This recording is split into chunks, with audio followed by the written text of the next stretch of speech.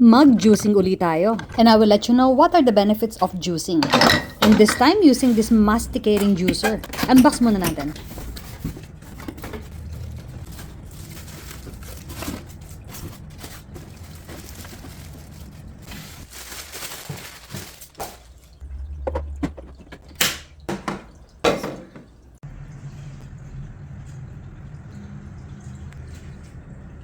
Let's see how powerful this juicer is.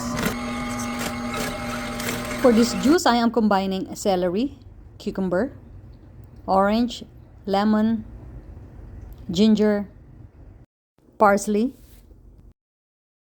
lots of spinach, and green apple.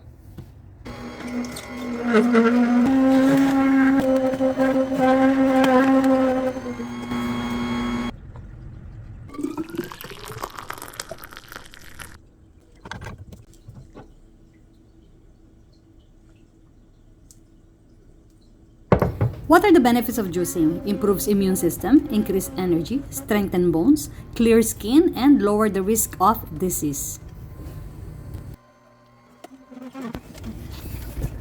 Please note that extracted juices should not completely replace whole fruits and vegetables since their fiber is important for eliminating toxins and preventing some forms of cancer.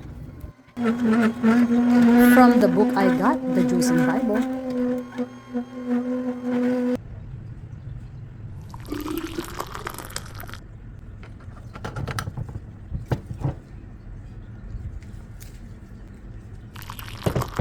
Ano naman ang red juice na ito? Ito po ay beets. So, what are the benefits of beets? Antibacterial, antioxidant, tonic at laxative yung mga nahihirapang alam nyo na, sa banyo.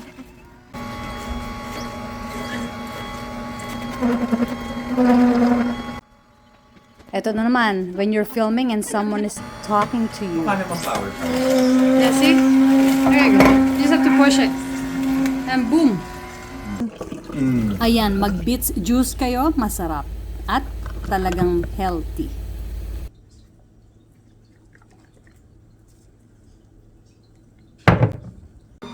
So, eto naman, kung favorite nyo ang carrots. Look how powerful this juicer is.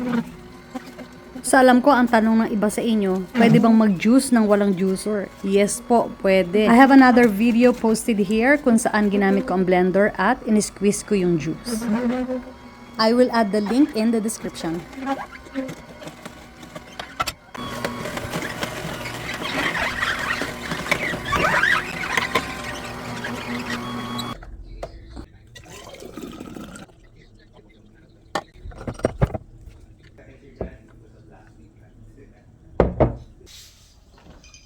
So, store nyo lang sa refrigerator.